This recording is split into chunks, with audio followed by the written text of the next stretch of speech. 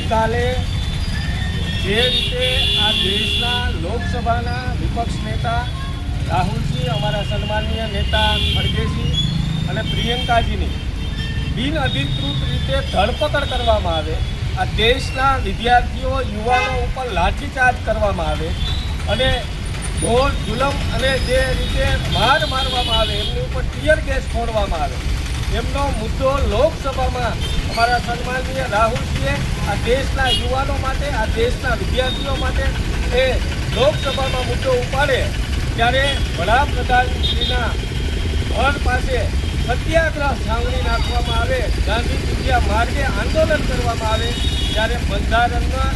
આ દેશનું બંધારણ ખતરામાં હોય, આ દેશનું સંવિધાન જે રીતે સત્યાગ્રહ કરવાની છૂટ આપી છે, જ્યારે આ સત્યાગ્રહમાં બેઠેલા હોય એમની ઉપર પોલીસ દમનકારી કૃતિ કરી અને આ ધરપકડ કરવામાં આવી. એમના વિરુદ્ધમાં આજે જિલ્લા કોંગ્રેસ અને તાલુકા કોંગ્રેસ વતી અહીંયા વિરોધ પ્રદર્શન અને કાર્યક્રમ યોજવો હતો. આજે અમારી વચ્ચે હીરાભાઈ જોતવા, સન્માનીય બાબુભાઈ વાજા, જસવંતસિંહભાઈ ભટ્ટી, તાલુકા કોંગ્રેસની પૂરી ટીમ અને તાલુકા કોંગ્રેસના પ્રમુખ સહિત તમામ લોકો ઉપસ્થિત થયા હતા. આ જે અન્યાય થઈ રહ્યો છે એમની સામે હંમેશા કોંગ્રેસ પક્ષે લડાઈ કરવાની છે અને લડતી